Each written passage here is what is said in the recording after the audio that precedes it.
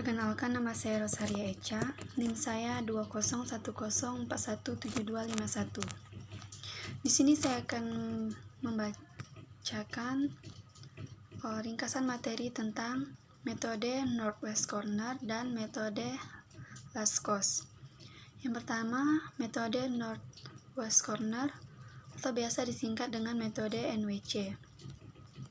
Dalam bahasa Indonesia disebut metode sudut barat laut, merupakan metode di mana untuk mengisi tabel awal transportasi dimulai dari sisi barat laut kiri atas dengan kuantitas sebanyak-banyaknya disesuaikan dengan jumlah demand dan supply dari baris dan kolom sampai semua kapasitas terpenuhi.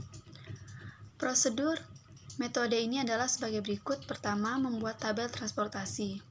Yang kedua, dimulai dari sel pada sudut kiri atas yang diisi dengan angka sebanyak-banyaknya yang disesuaikan dengan kapasitas dan permintaan. Yang ketiga, lakukan langkah yang sama pada langkah kedua untuk mengisi sel-sel lain yang disesuaikan dengan kapasitas dan permintaan sampai seluruh kapasitas dan permintaan terpenuhi. Baik, metode yang kedua ialah metode Laskos atau biasa disingkat dengan LC. Dalam bahasa Indonesia disebut metode biaya terendah. Menurut Jong Jack Siang 2014, prinsip dasar penyelesaian awal dengan metode Laskos tidak jauh berbeda dengan metode Northwest Corner.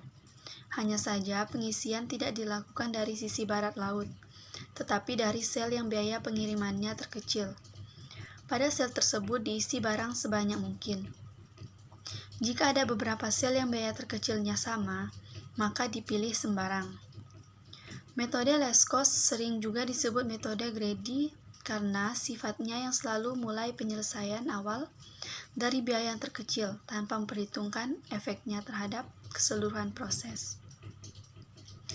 Meskipun selalu dimulai dari sel yang biayanya terkecil, namun metode Laskos belum tentu menghasilkan penyelesaian optimal.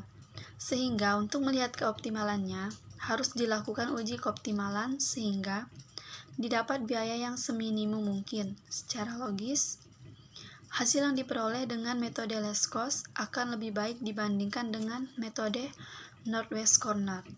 Karena pengisian dengan metode Northwest Corner tidak mempertimbangkan biaya pengiriman pada sel yang bersangkutan. Akibatnya, total biaya pengiriman akan cenderung tidak optimal. Langkah-langkah metode Laskos adalah sebagai berikut. Yang pertama, membuat tabel transportasi. Yang kedua, alokasi dimulai dengan mengisi sel pada biaya terendah dengan kuantitas sebanyak-banyaknya yang disesuaikan dengan kapasitas, supply, dan permintaan demand.